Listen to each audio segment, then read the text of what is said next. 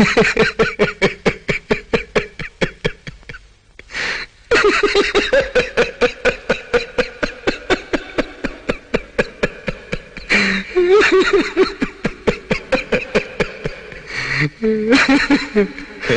गए मेरी मौत का तमाशा देखने। अब मुझे लटका देंगे, जुबान ऐसी बाहर आएगी, आंखें बाहर आएगी, थोड़ी देर लटकता रहूंगा, फिर ये मेरा भाई मुझे नीचे उतार देगा, फिर आप चर्चा करते घर चले जाओगे, खाना खाओगे, सो जाओगे। तुम्हारी ये नामर्दानगी, बुज़दिली एक दिन इस देश की मौत का तमाशा इसी खामोशी से देखेगी। कुछ नहीं कहना मुझे, तुम्हें कुछ नहीं। तुम्हारी जिंदगी में कोई फर्क पड़ने वाला नहीं। अंधेरे में रहने की आदत पड़ी है तुमको, गुलामी करने की आदत पड़ी है। पहले राजा महाराजाओं की गुलामी की, फिर अंग्रेजों की, अब चंद गद्दार नेताओं की और गुंडों की। धर्म के नाम पर ये तुम्हें बहकाते हैं, तुम एक दूसरे के गले काट रहे हो। काटो काटो। ऊपर वाला भी ऊपर से देखता होगा तो उसे शर्म आती होगी, सोचता होगा मैंने सबसे खूबसूरत चीज बनाई थी, इंसान। इंसान नीचे देखा तो सब कीड़े बन गए, कीड़े कीड़े। रेंगते रहो, सड़ते रहो और मरो। आए और गए, खेल खत्म। क्यों जिए मालूम नहीं, क्यों मरे मालूम नहीं। कलम वाली बाई क्रांति लाना चाहती थी, कलम के जोर पर काले वर्तमान को खत्म करना चाहती थी। कौन समझा उसकी बात को? सब साले मुर्दे, जिंदा लाशें। किसे जगाती वो? मैं जाग गया, कुछ अच्छा काम करके जा रहा हूं, सुकून है। लेकिन ध्यान में रखना, तुम्हारी ये खामोशी कल तुम्हारे बच्चों के लिए रोना बन जाएगी। ये कानून वाले, वर्दी वाले नेता, इन्होंने अपना ईमान बेच दिया। एक दूसरे को जलाते वक्त तुम्हारा ईमान कहां गया था? भाड़ में।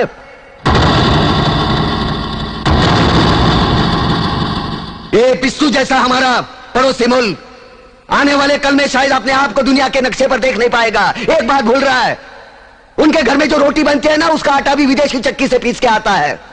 साले अपने खुद के देश में सुई नहीं बना सकते और हमारे देश को तोड़ने का सपना देखते हैं। वो ये सपना देख सकते हैं क्योंकि उन्हें मालूम है ये मुर्दों का देश है। वतन के लिए किसी को कोई हमदर्दी नहीं है। इसे तोड़ना बिल्कुल आसान है। मैं हिंदू, मैं मुसलमान, मैं सिख, मैं फलाना, मैं ढिमका। एक लाठी को तो कोई भी तोड़ सकता है, लेकिन लाठी के भारे को तोड़ना मुश्किल है। मैंने बचपन में पढ़ा था, स्कूल में, तीसरी में। मैं क्यों समझा रहा हूं तुमको? क्यों समझा रहा हूं? पागल हूं मैं? भूसा भरा पड़ा है मेरे दिमाग में। क्यों बातें कर रहा हूं इन पत्थरों से? हंसो हंसो, खुशियां मनाओ। क्रांति की राह पर एक और कुत्ते की मौत मरने जा रहा है, कल कोई और मरेगा। हमें क्या? हाँ? हम इसी तरह जीते रहेंगे, है ना? जियो भाई जियो, जैसे चाहिए वैसे जियो। मैं हिजड़े की जिंदगी जीना नहीं चाहता। ए ला, चल चल ला।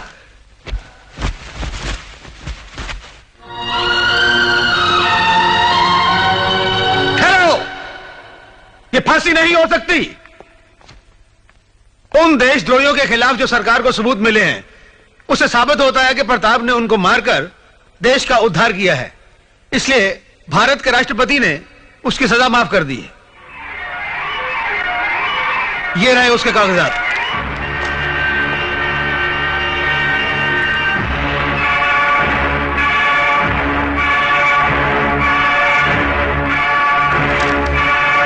रोक दीजिए ये फांसी।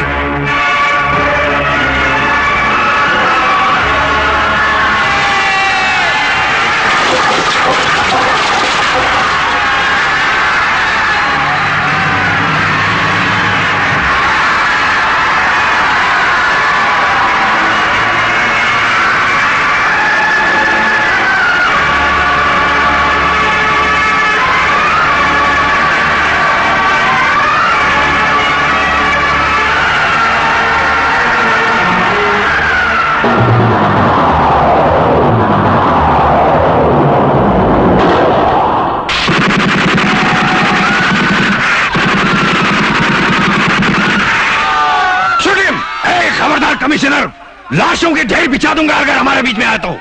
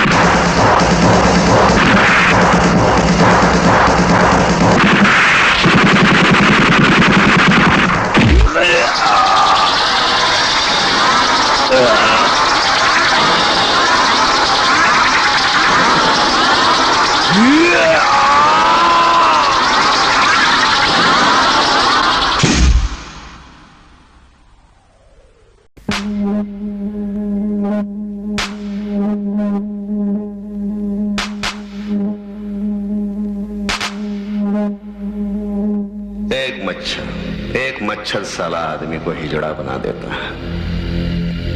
एक खटमल पूरी रात को अपाहिज कर देता है। साला एक मच्छर आदमी को हिजड़ा बना देता है। सुबह घर से निकलो, भीड़ का एक हिस्सा बनो, शाम को घर जाओ, दारू पियो, बच्चे पैदा करो और सुबह तलक फिर एक बार मर जाओ, क्योंकि आत्मा और अंदर का इंसान मर चुका है, जीने के लिए घिनौने समझौते कर चुका है। साला एक मच्छर आदमी को हिजड़ा बना देता है।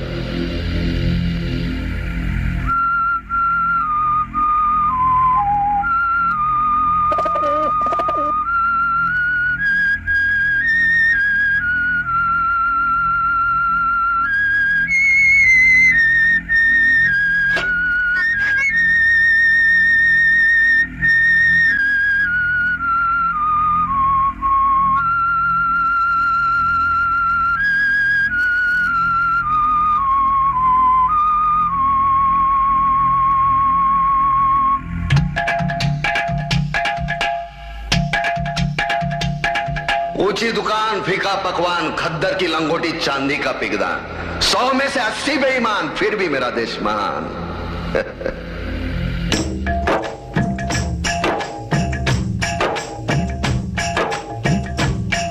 टोपी लगाए मच्छर कहता है देश के लोगों में समता की भावना आ रही है, इसलिए तो बड़ी मछली छोटी को खा रही है। हमारे चुने हुए कुत्ते हमें ही काटते हैं, हमारी ही बोटियां आपस में बांटते हैं। अमानुष गंध से भरी इनकी आवाज से नंगे रास्ते कांपते हैं। कल पैदा हुए बच्चे एक सांस लेते हुए हाँफते हैं।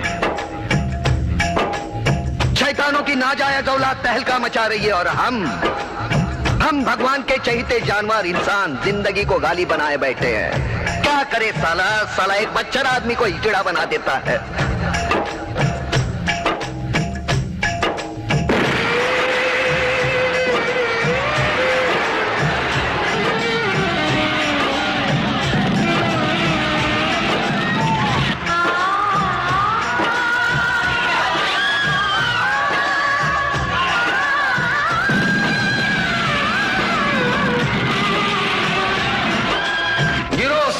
गिरो, लेकिन गिरो तो उस झरने की तरह जो पर्वत की ऊंचाई से गिर के भी अपनी सुंदरता खोने नहीं देता, जमीन के तहे से मिलके भी अपनी अस्तित्व को नष्ट नहीं होने देता।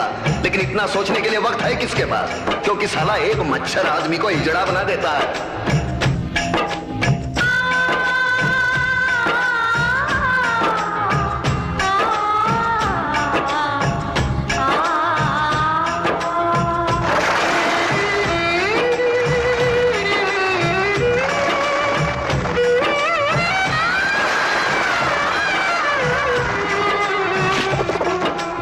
मंदिर मस्जिद की लड़ाई में मर गए लाखों इंसान, धर्म और मजहब के नाम पे हो गए हजारों कुर्बान। जिसने अन्याय के विरोध में बाली को मारा, रावण को मौत के घाट उतारा, पुण्य को पाप से उबारा, मुझे उस राम की तलाश है।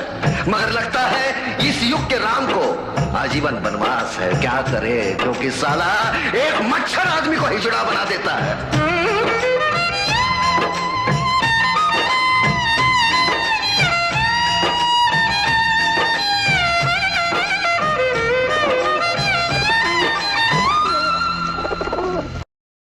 પણ એનો જવાબ મારી માં મેલડી દેશે।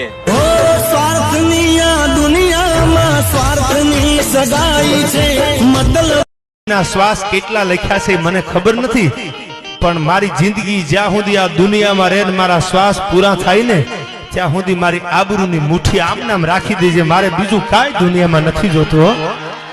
મારી મેલડીનું પગથિયું ચડી અને તમારો કેસનો રિપોર્ટ મારી મેલડી પાસે મેકી દેજો સાહેબ। તમારો ન્યાય હોય તો મારી મેલડી એમ કે ગાંડા કદાચ દુનિયાના વકીલો કેસ લડે તો એનો 400 મહિને જજમેન્ટ આવે, પણ તારો હકનો ન્યાયનો કદાચ ધીંગાણું હોય, ન્યાયનો કદાચ કેસ મારી પાસે મેક્યો હોય ને 24 કલાકની માથે 25મી કલાક થવા દઉં તો હું અરે દુનિયાના ગમે છેડે જાવ તો નામ આપણે આપણા બાપનું દેવું પડે, પણ જો પગે ઠેસ કે કાંટો વાગે ને ભાઈ તો નામ આપણે આપણી માનું જ લેવું પડે। બેસુ જોર સાઈ મનાવે મારી માઈ, તું આવે તો દુનિયાના પાયા અલી જાય માં, તું આવે એટલે જગત છૂટી જઈએ માં મારી મેલડી નું પગથિયું ચડી અને તમારો કેસ નો રિપોર્ટ મારી મેલડી પાસે મેકી દેજો સાહેબ. તમારો ન્યાય હોય તો મારી મેલડી એમ કે ગાંડા કદાચ દુનિયાના વકીલો કેસ ની માલિકો જેનો કોઈ ધણી ન હોય ને એનો ધણી તો મારી આજ મેલડી કહેવાય બાપ. મારી ધક્કાવાળી મેલડી કહેવાય. કદાચ માની પારે જો હાચા દીદી એક આહુડું પડી જાય હે અને તમારું આહુડું તો પડે પણ કદાચ કોઈ તમને હેરાન કરતું હોય, કોઈ કદાચ તમારા રૂપિયા રોકાણા હોય, કોઈ માનસિક રીતે ત્રાસ આપતું હોય, કદાચ માની પારે જઈને બે આહુડા પાડો ને હે તેથી મારી મેલડી કે બેટા ઈ મેલડી સાવ મારા દીકરાનું લેણું લેવા ન જાવ ને તો હું ધક્કાવાળી મેલડી. Download Moj.